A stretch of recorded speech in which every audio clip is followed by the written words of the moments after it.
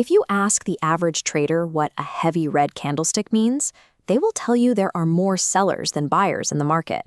That is a mathematical impossibility. For a trade to occur, the number of contracts bought and sold must be exactly equal.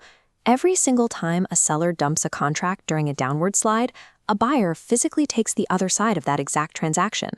Price direction is never dictated by a raw volume imbalance. It is dictated entirely by who holds the structural leverage between two very different types of market participants. Relying purely on the visual shape of a candlestick blinds you to the actual mechanical plumbing driving the move. To understand that plumbing, we have to look at the two opposing forces that control the market: aggressive flow and passive flow. This diagram shows aggressive liquidity. These are participants demanding immediate execution through market orders. They cross the bid-ask spread and chase the price downward. Contrast that with passive liquidity. These participants provide liquidity by waiting patiently at specific structural coordinates with resting limit orders. Amateur traders rely almost exclusively on aggressive market orders, buying and selling in a panic. Institutional desks operate behind the scenes, using passive limit orders to let the market come to them. To anticipate a market reversal, you must stop tracking the panicked aggressive flow and start locating where those massive passive institutional walls are hiding. Consider the operational reality of an institutional fund managing hundreds of millions of dollars. They cannot simply click Market Buy to enter a position. The sheer size of their inventory requires a different approach. This graph illustrates slippage. If a massive fund uses aggressive market orders, they chew through thin liquidity, forcing their own execution price higher and higher until the trade becomes unprofitable. To solve this, institutions are forced to accumulate their massive inventory passively. They orchestrate this accumulation by placing resting limit orders at specific standard deviation walls, often referred to as chassis floors or DRW gates. They do not chase the price. They wait for the market to bring the required liquidity directly to their resting coordinates. By sitting at these levels, institutions deliberately engineer traps, relying on retail panic selling to deliver the exact liquidity they need to fill their orders without slippage. This dynamic peaks during a liquidation sweep, where retail traders panic at the lows and trigger cascading stop losses. This aggressive flow creates extreme downward momentum, gathering kinetic velocity as it drops. Eventually, that high-velocity flow slams directly into the resting institutional limit wall. In this order book view, we see the immediate mechanical result of that collision. Transaction volume massively spikes as single isolated price tier. Yet, despite the immense transaction volume, downward price velocity drops to absolute zero.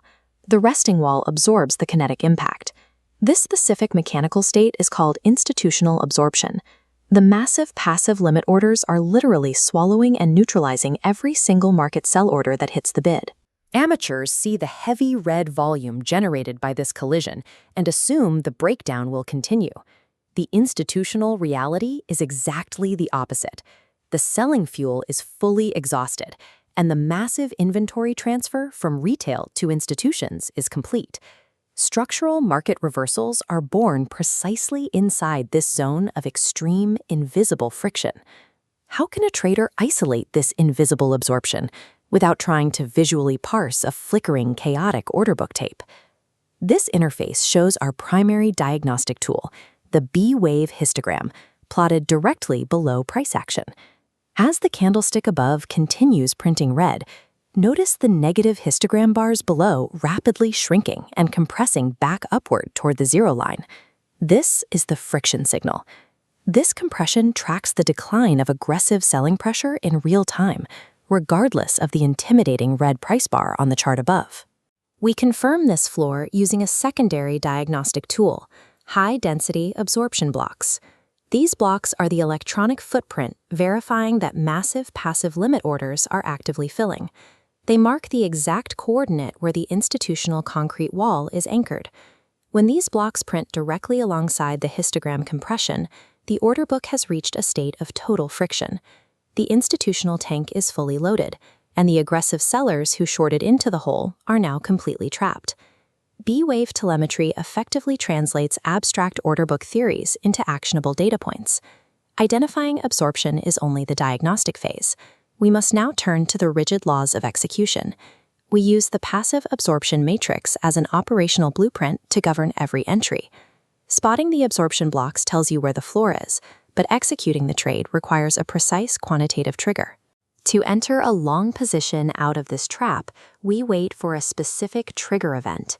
Here on the B-wave histogram, we watch the shrinking red bars until they cross the zero line and print a positive green bar. This is the polarity shift. The polarity shift identifies the moment aggressive selling has fully exhausted and the order book has transitioned back to positive control. The exact millisecond this polarity flips is when you execute your trade, aligning your capital alongside the institutional flow. Every precise entry requires a mandatory operational guardrail to protect your capital. Because this trade relies on an exact microstructural floor, the risk parameters are absolute. They are not based on arbitrary percentages of price movement. This is the one-tick invalidation law. Your stop-loss goes exactly one tick below the absorption node. The logic is binary. If price drops a single tick below that node, the institutional wall has failed, voiding the trade. You cut the loss instantly. This establishes a risk profile defined by the physical limits of the institutional wall, far tighter than the stops typical of retail strategies. Lifting the order book veil reveals where institutional size is sitting, turning a chaotic liquidation event into a repeatable, highly precise entry signal.